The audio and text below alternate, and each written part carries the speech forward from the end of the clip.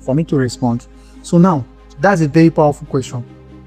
Trying to hold on to your emotions and make sure you are in charge of how you feel when you are conversing with customers is key. And just like you have asked, one of the things that could make, there are many things, there are several factors that could make you hold on to your emotions as if they are yours. And they are yours. Your emotions are yours. Nobody have the right over how you should feel. No circumstances have the right over how you should feel. That having been said, this is not to remove the fact that, or this is not to argue the fact that things cannot impact on how you feel. Please follow me gently. I'm going to break this down. I'm very sure you're going to get it clearly. So, circumstances will happen in your life.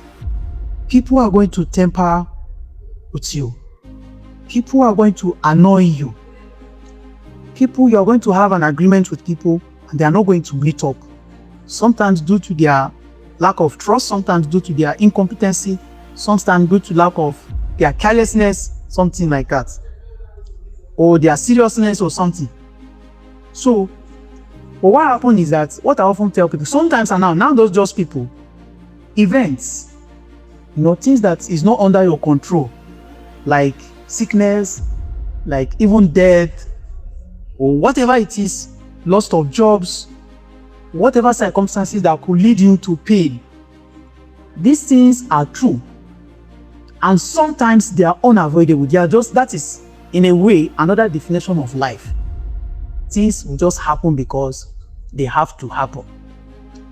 And like I said, you cannot argue the fact that these things can impact on you negatively, meaning that they could lead to feelings that are actually on the negative, like feeling hurt, feeling bad, anger, disappointment, and then all of this negative even sometimes could lead to some envy, jealousy, like I've mentioned in the lecture. But now this is where the problem lies.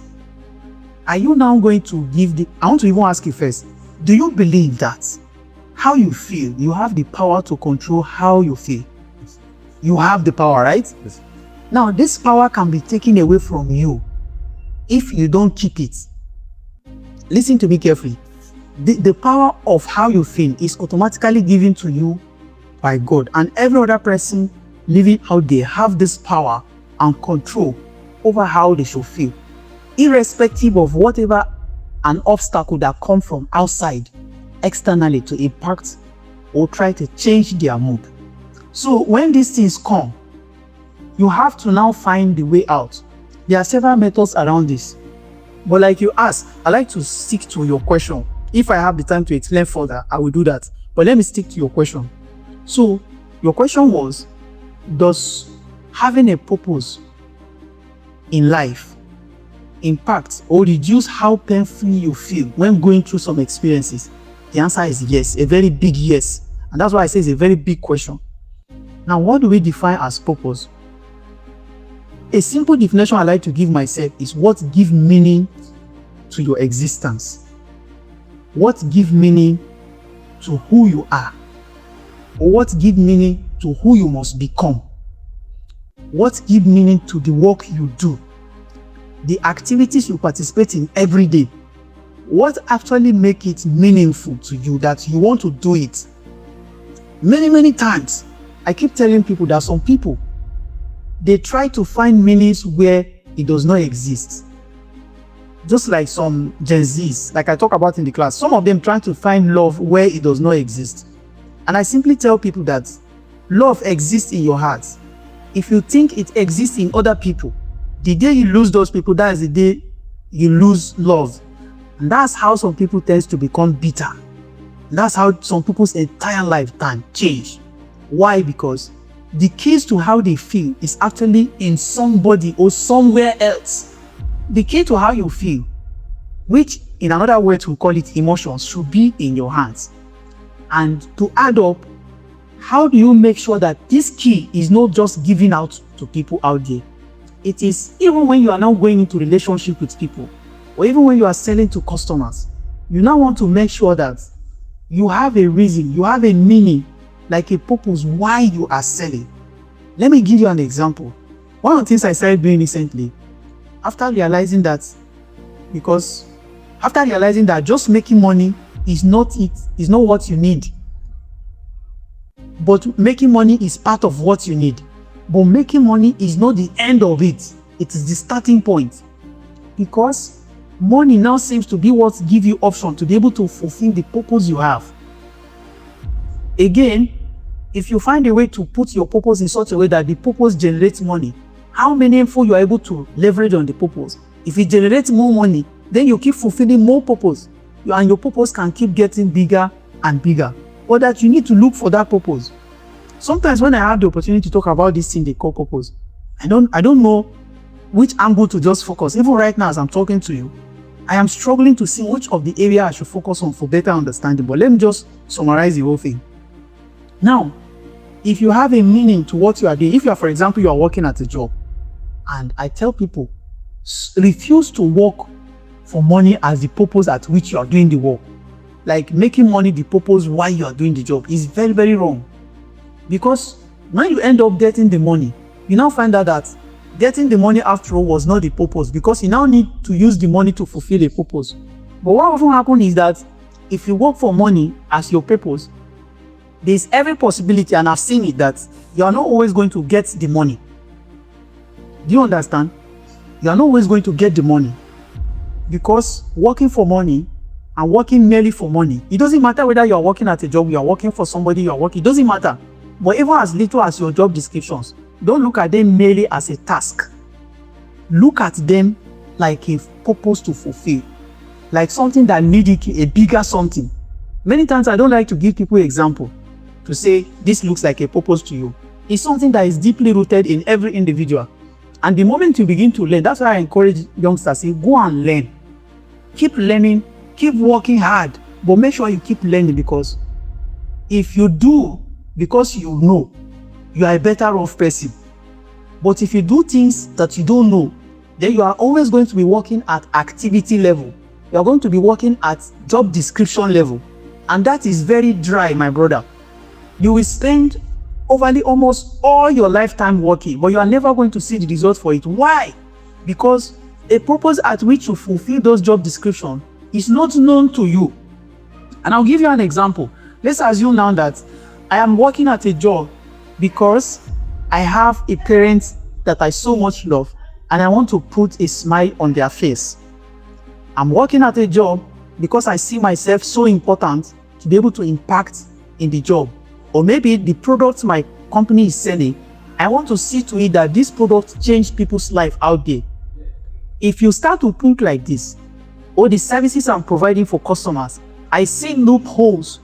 From my conversation with customers, I see things that look like customers are crying out for help, and they need to get this help.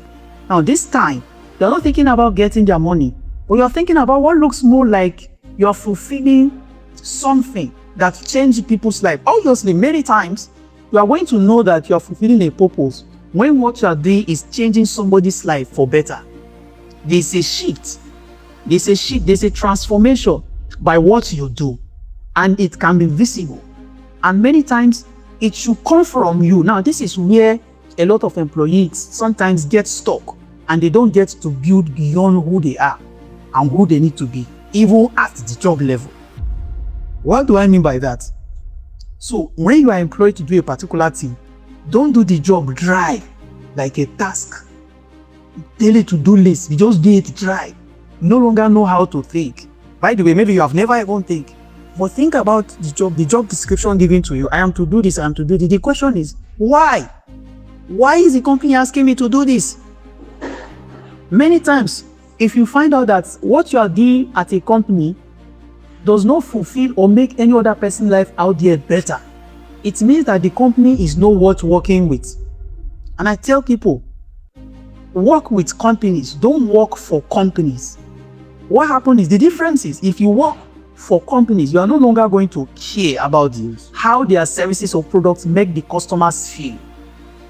And you are going to be looking at the job description at a very dry level, without meaning, without purpose, without helping.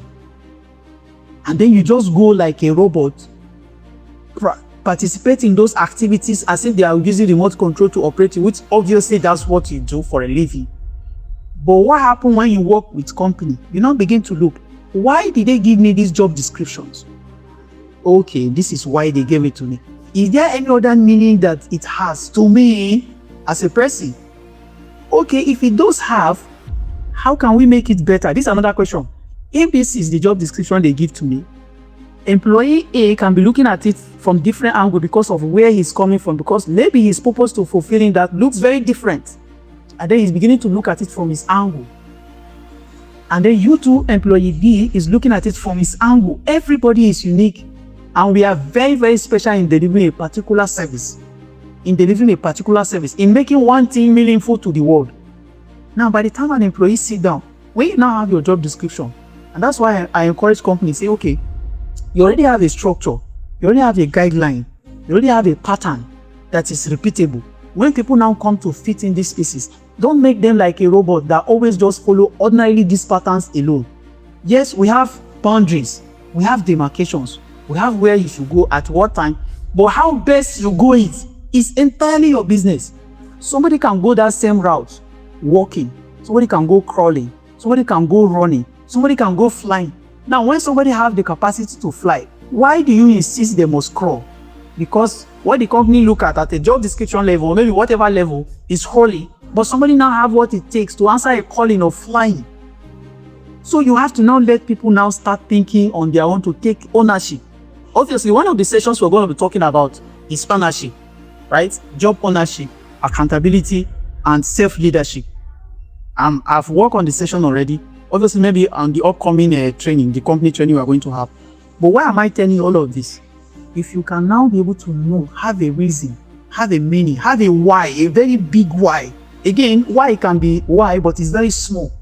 It's not big enough to make an impact or to make visible impact in the life of either your employer, either the customers you are selling, either at your job or whatever deliverables you have. But again, employees need to now start looking at, look, I need to make a difference. And again, that reminds me, in looking at purpose, you must always make a difference. You must make an impact. It's now not all about money. If the money is what you need to make the difference, then that means money is working for you. Money is good for you. But if you just want to come and do job description to make money, then you're wrong. So if you know whatever it is, I will leave you with this assignment. Go and think about the job you are in. And some people just want to go and think big. They want to start thinking like Mark Zuckerberg. They want to change the entire world. They want to go and do, Elon Musk. No. They want to do this man, Steve Jobs side. No. See, even right from your house, how many people have you influenced? What do you even look at as gift or impact that you are changing? These small customer service conversations you have every day, daily basis in a company level with customers. Like now, when you have a conversation with every customer, like, do they feel different that this person has spoken to me today? Like they feel blessed. So that is the impact. That is the purpose level. That is the meaning, not the selling. And that's what actually sells, even more than your selling ever. Any customer that feel the impact of your conversation can come back again and again and again and again to buy and rebuy and refer. And that was what we talk about in the session, how to make customers your employers and your employees. How to make customers your employees who sell on your behalf without you paying them. That is purpose. That looks like a meaning. So you need to start finding meanings around everything you do and everything you see and everybody you see and every activity you involve in. Otherwise, you're going to be working dry and you earn very little and with a lot of effort if you choose that route. I'm not going to tell you, I'm not going to ask you what looks like a meaning to you in what to do, but you are the one that know. Sometimes it's not clear to start with. But now, if you are now intentional about it, you are now aware that, look, one of the first steps is to look for a meaning to your life, to the job, to the activities you do, to the daily to-do list, whatever. Look for a meaning to it. Attach a meaning to it. Obviously, many times there is meaning already, but I don't pay attention enough to know. Now, when you find that meaning, is to build the skill to be able to upscale or upgrade the meaning, because the meaning can now get louder and louder. The more louder it is, the more people it impacts on in the world, and the more wealthy you become. So you need to build that. For example, that I'm a talkative does not mean that if I talk to any other person out there, they are going to enjoy my conversation. I need to build communication skills, and that anybody I now talk to, they want to listen to me. Obviously, you have been listening to me over some time now, but does it look like I'm saying rubbish? So now I have found meaning in conversation. So you need to build the skill, and then you now need to know how you can now bring it into value system that serves people that want to be served with that purpose, with that meaning. And these people, they will willingly pay you. They willingly pay your company, and your company have no reason, or they have no any other way than to say, this person. And you must stand out. You must have to stand out. If you know so, but it takes a lot of work, which a lot of people are not patient enough to do. They don't want to follow, because if say like this Gen Z's now, and then I just want the result. I want what you want. Omego has said it, that don't be inspired by my result, be inspired by the process of my result. Ask me, how did you do it? Don't ask me, what did you have? Or don't be say, this guy, see the car they drive, this man, this guy, God don't bless him. Especially in Africa, that's where we end up the conversation. Now God bless him. Yes, we understand the God parts, but I also have a role to play. God bless everybody. Actually, it is you that did not know your blessing. See that don't know your blessing. Go and know your blessing, and work on your blessing, and let your blessing be a blessing to other people in the world. And that way they will reward you for your blessing, and their blessing, their reward become more of your blessing. And then when other people now see, they now say, this person is blessed. This man is laughing. I'm making sense, right? I'm going to leave you here, but I hope I answer your question. So these are ways that wealth move. These conversations we're having, they are wealthy moves.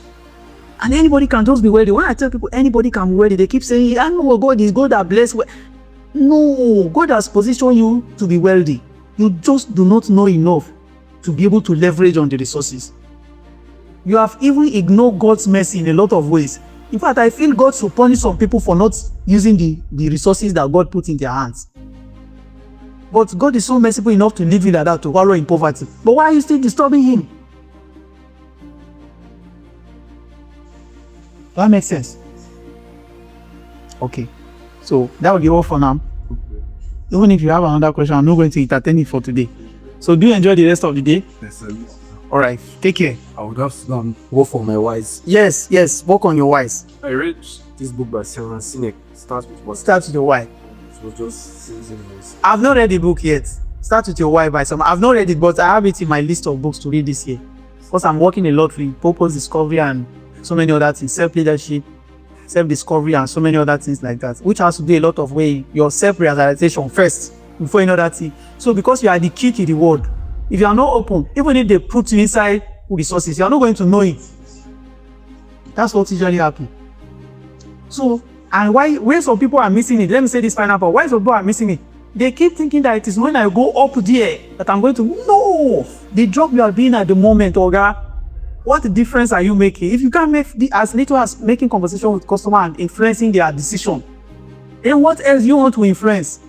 What else you want to change? You can't change your colleagues. You talk to them, they don't like what you are saying in the office. So then you think you are important. Really? You must be joking. So take care. Enjoy the rest of your day. Bye-bye. All right. Okay.